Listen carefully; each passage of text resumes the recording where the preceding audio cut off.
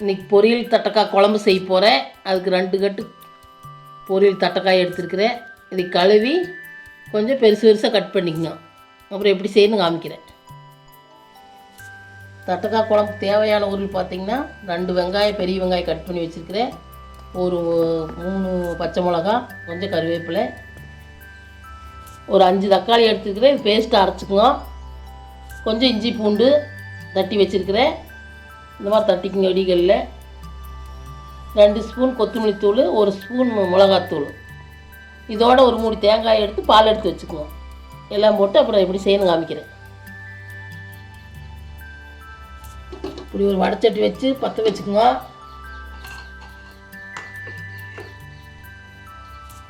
எண்ணெய் ஊற்றிங்க தேவையான அளவு.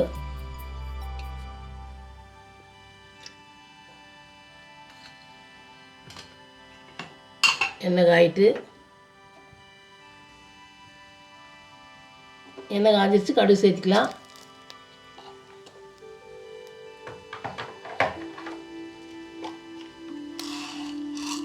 கடலை பருப்பு சேர்த்துக்கலாம்.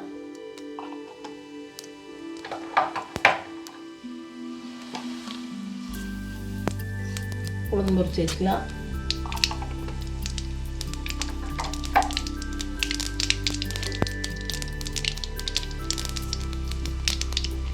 வெங்காயத்தை சேர்த்துக்கலாம். கடுகு உறிஞ்சிருச்சு.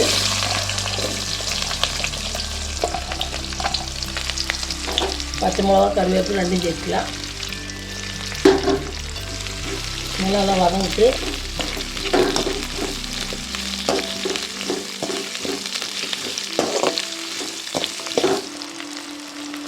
வெங்காயம் இந்த அளவுக்கு வதங்கிருச்சு. இஞ்சி பூண்டு சேர்த்துக்கலாம். தட்டி வச்சுருக்கு இஞ்சி பூண்டு சேர்த்துக்கலாம். பச்சை வாசமாக வதங்கிட்டு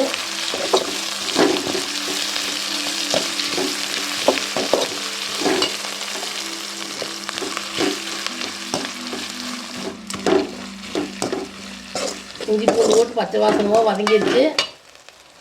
மல்லித்தூள், மிளகாத்தூள் சேர்த்துக்கலாம். இதோட கொஞ்சம் மஞ்சத்தூள் சேர்த்துக்கலாம். 1 ஸ்பூன். இதோட மஞ்சத்தூள் சேர்த்துக்கிங்க. அப்படியே சொல்கிறதுக்கு மறந்துட்டேன். நல்லா வதங்கிட்டு பச்சை வாசனை போகும். ஒரு தக்காளி சேர்த்துக்கலாம்.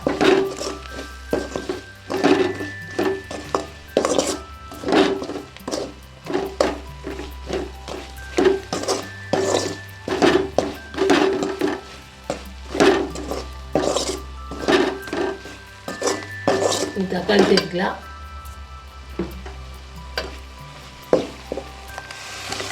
அரைச்சி வச்சு தக்காளி சேர்த்துக்கிங்க.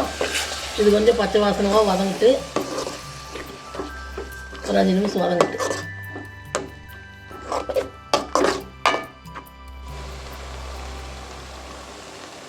தக்காளி சேர்த்து கொஞ்சம் பச்சை வாசனமாக கொதிச்சிருச்சு. நீ காயை சேர்த்துக்கலாம். காய் இப்படி பெருசாக கட் பண்ணி வச்சுக்கோங்க. கொஞ்சம் ரொம்ப சிறுசாக வேண்டாம். நீ காயை சேர்த்துக்கலாம். காய் சேர்த்துக்கலாம். கொஞ்ச நேரம் காய் இதில் கட்டி விடலாம். தண்ணி சேர்த்துக்கலாம்.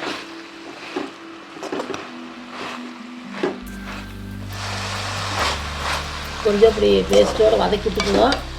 காய் போட்டு தண்ணி தேவையான தண்ணி சேர்த்துக்கலாம்.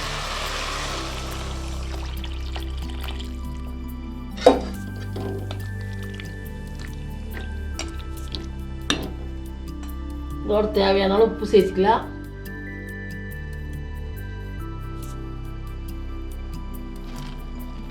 மூடி வச்சு காய் வேக வரை கொதிக்கிட்டு அப்புறம் கடைசி தேங்காய் பால் சேர்த்துக்கலாம்.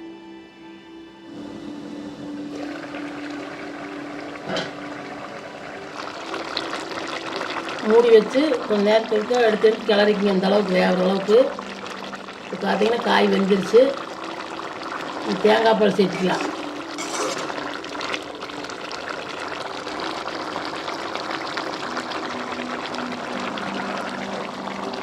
தேங்காய் பால் சேர்த்துக்கலாம்.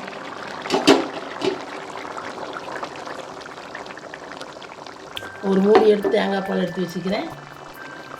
கொஞ்சம் கொதிக்கிட்டு அப்புறம் அடுப்பு ஆஃப் பண்ணிடலாம். தேங்காய் பால் ஊற்றி ஒரு 2 நிமிஷம் கொதிக்கிட்டு